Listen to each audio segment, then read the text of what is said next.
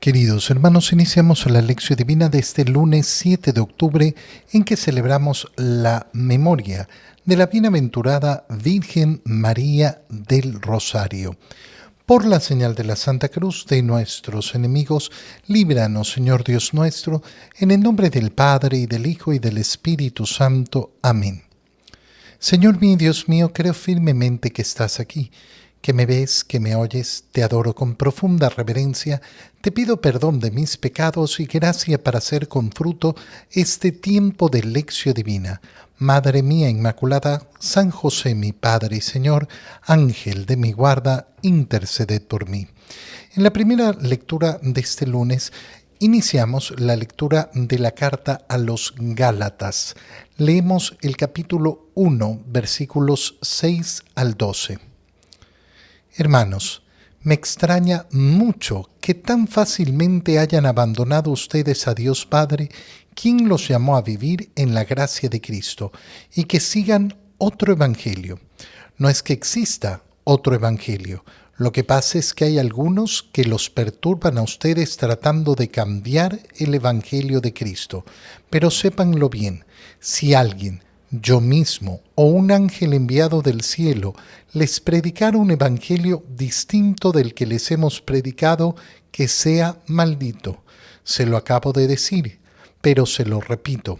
Si alguno les predica un evangelio distinto del que ustedes han recibido, que sea maldito. ¿A quién creen que trato de agradar con lo que acabo de decir? ¿A Dios o a los hombres? ¿Acaso es esta la manera de congraciarse con los hombres? Si estuviera buscando agradarles a ustedes, no sería servidor de Cristo. Quiero que sepan, hermanos, que el evangelio predicado por mí no es un invento humano, pues no lo he recibido ni aprendido de hombre alguno, sino por revelación de Jesucristo. Palabra de Dios. Es sumamente importante iniciar nuestra reflexión sobre la carta a los Gálatas dándonos cuenta de que estamos hablando al inicio de la vida de la Iglesia. Estamos a pocos años de ese inicio de la predicación del Evangelio, estamos a pocos años de la muerte de nuestro Señor Jesucristo y su resurrección, de la venida del Espíritu Santo en Pentecostés. Estamos a muy poquito tiempo de que se han iniciado estas comunidades y sin embargo ya existe el problema de que hay quien comienza a predicar un Evangelio distinto. Bueno, podemos imaginarnos cómo se multiplica ese problema a lo largo de 2000 años y cómo va a ser una tentación constante. Y es fácil darse cuenta por qué. Si el demonio no ha podido vencer a nuestro Señor Jesucristo, lógicamente que su ataque siempre va a ir por distorsionar el mensaje de Jesucristo. Siempre va a ir por distorsionar el Evangelio.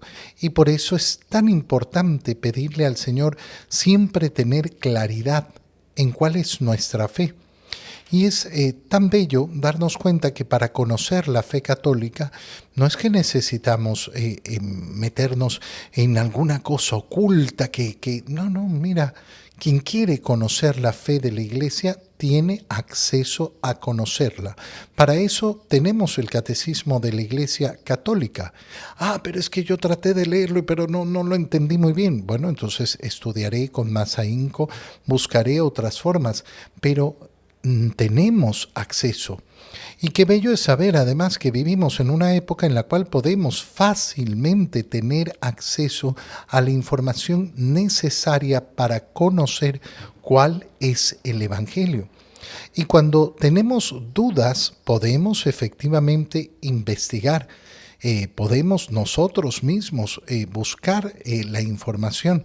No siempre es fácil tener a mano quien responda nuestras preguntas.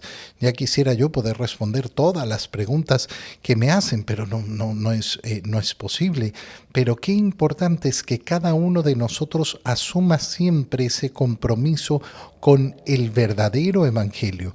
Fíjate cómo inicia la lectura que acabamos de hacer de la carta de San Pablo a los Gálatas.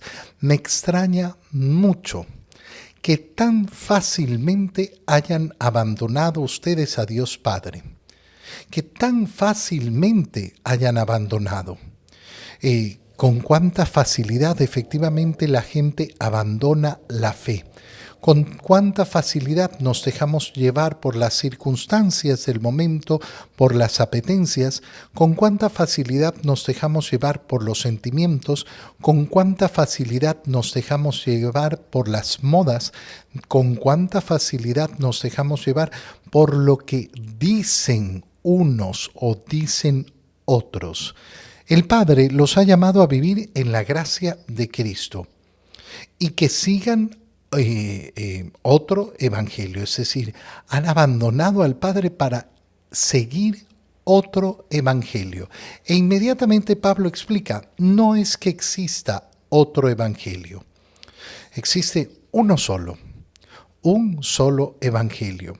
Lo que pasa es que hay algunos que los perturban a ustedes tratando de cambiar el evangelio de Cristo, cambiar esa verdad revelada. Y entonces, efectivamente, San Pablo comienza a decir algo sumamente fuerte. Sépanlo bien. Si alguien, incluso yo, o un ángel enviado del cielo, les predicara un evangelio distinto del que les hemos predicado, que sea maldito. No son palabras pocas, no son palabras pequeñas, no son palabras sencillas. Y justamente esto es lo que va a hacer la Iglesia cuando se comiencen a presentar problemas mayores sobre la fe y comiencen a aparecer herejías. Y por eso, cuando la Iglesia se reúne en los concilios, comienza a establecer las verdades de fe de tal manera que nadie las ponga en duda. ¿Y qué es lo que utiliza como fórmula la Iglesia durante los primeros siglos, durante los primeros concilios, hasta el Concilio de Trento? Establecer que si alguna persona negara esto o esto, sea anatema, es decir, sea hereje. Eso es lo que San Pablo está diciendo al decir que sea maldito. Es decir, que sea considerado como una persona que no está proclamando el verdadero evangelio. Cuando una persona es hereje, no solo cuando dice una herejía, sino cuando se le dice que está diciendo una herejía y persiste en ella. Una persona puede cometer un error y decir una falsedad de fe, pero no va a convertirse en hereje si no conoce efectivamente esa falsedad. Pero una vez que es corregido y no quiere corregirse, entonces lógicamente es un hereje. Se lo acabo de decir, pero se los repito, si alguno les predica un evangelio distinto, que sea maldito. Y fíjate el modo en que habla ahora San Pablo. ¿A quién creen que trato de agradar? ¿A quién creen que trato de agradar? ¿A Dios o a los hombres? ¿Acaso cuando uno habla con esta firmeza se logra congraciar con los hombres? No. Si estuviera buscando agradarles a ustedes, no sería servidor de Cristo. Pon mucha atención en esta frase. Si estuviera buscando agradarles a ustedes, no sería servidor de Cristo. La predicación del Evangelio se hace de acuerdo a la verdad del Evangelio, no a querer poner las cosas de un modo bonito para que le agraden a las personas. Esta es una gran tentación de la que uno tiene que salir siempre y estar luchando contra ella siempre. Qué bonito es agradarle a todo el mundo, pero quien busca agradarle a todo el mundo difícilmente va a estar comprometido con la verdad. Comprometerse con la verdad implica que muchas personas lo rechacen, que muchas personas no les agrade, y va a suceder esto. Bueno, y por eso nosotros al predicar el Evangelio, ¿qué tenemos que decidir? Bueno, ¿yo busco agradarle al mundo o busco agradarle a Dios? ¿Busco servirle al mundo o busco servir a Dios? Al final del día uno tiene que darse cuenta de que la predicación del Evangelio, es decir, la predicación de la verdad, va a ocasionar el verdadero bien o va a procurar el verdadero bien. Cuando yo decido cambiar el evangelio para conveniencia de las personas y comienzo a decir, bueno, es que no tenemos que ser exagerados, ay, no hay que ser más papista que el Papa, esto no es tan pecado, mira. Bueno, entonces, ¿yo qué estoy buscando? ¿Estoy buscando el verdadero bien de la persona? No. Es en la verdad donde encontramos la verdadera misericordia. Te lo repito, es en la verdad donde encontramos la verdadera misericordia, no en el engaño, no en la mentira, no en cambiar el evangelio. El evangelio que yo predico, no lo predico porque es invento humano, dice San Pablo. No lo he recibido ni lo he aprendido de hombre alguno, sino por la revelación de Jesucristo. Y esto es lo que tenemos que buscar, que la predicación del Evangelio sea efectivamente esto, la predicación del Evangelio de nuestro Señor. Yo no me pondría jamás a predicar en una misa, no me pondría a hacer la lección divina para manifestar mis opiniones, para manifestar lo que a mí me parece. A la gente le encanta escuchar opiniones todo el tiempo. Bueno, yo no me dedico a la opinión, me dedico a la predicación del Evangelio. Y la predicación del Evangelio es predicar lo revelado por Dios, no lo inventado por mí. En el Evangelio leemos a San Lucas capítulo 10, versículos 25 al 37. En aquel tiempo se presentó ante Jesús un doctor de la ley para ponerlo a prueba y le preguntó, Maestro, ¿qué debo hacer para conseguir la vida eterna?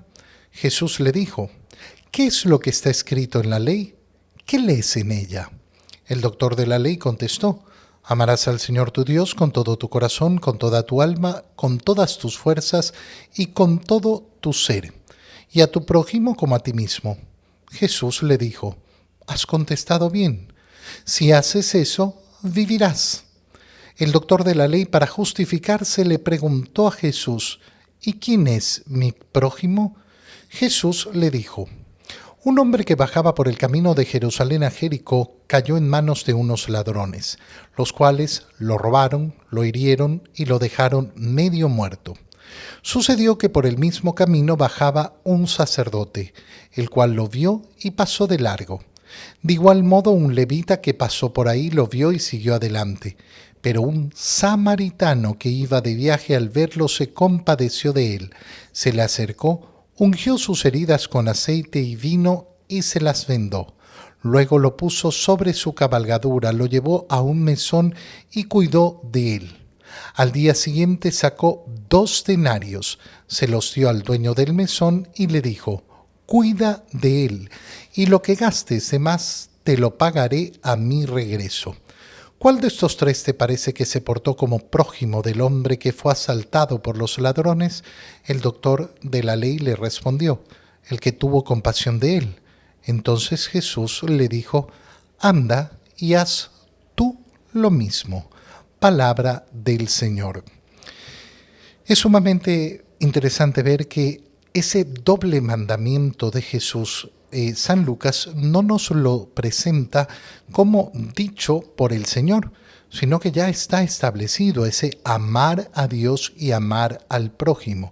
Hay algunas personas que piensan que Jesús recién dio los 2 mandamientos o que condensó los 2 mandamientos en 2.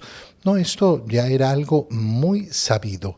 Pero a veces no nos damos cuenta de que efectivamente no hay un rompimiento entre la ley del Antiguo Testamento y la ley del Nuevo Testamento. Lo que pasa es que los judíos les ocurría a muchos, que se extraviaban no entre lo principal, sino entre lo secundario y lo anecdótico también, es decir, lo que no tenía ninguna importancia, y llenaban de formas externas su vida de piedad y no en aquello que era lo esencial. Inicia el Evangelio diciéndonos que se presenta delante de Jesús un doctor de la ley. ¿Qué quiere decir un doctor de la ley? Uno que se dedica al estudio de la Sagrada Escritura, que es efectivamente una eminencia en el tema de la Sagrada Escritura, que es aquel que se dedica a estudiar para poder explicar las Sagradas Escrituras. Y le pregunta, de nuevo, como sucedía el día de ayer en la lectura del Evangelio de San Marcos, Lucas nos dice que la pregunta no es del todo sincera, sino que es para ponerlo a prueba. Para ponerlo a prueba, recuerda que es buscando con qué acusar al Señor. Maestro, ¿qué debo hacer para conseguir la vida eterna?, le pregunta. Recuerda que está queriendo ponerlo a prueba, y entonces la respuesta de Jesús, ¿qué va a ocasionar? Que cualquier cosa que diga van a quererla usar en su contra.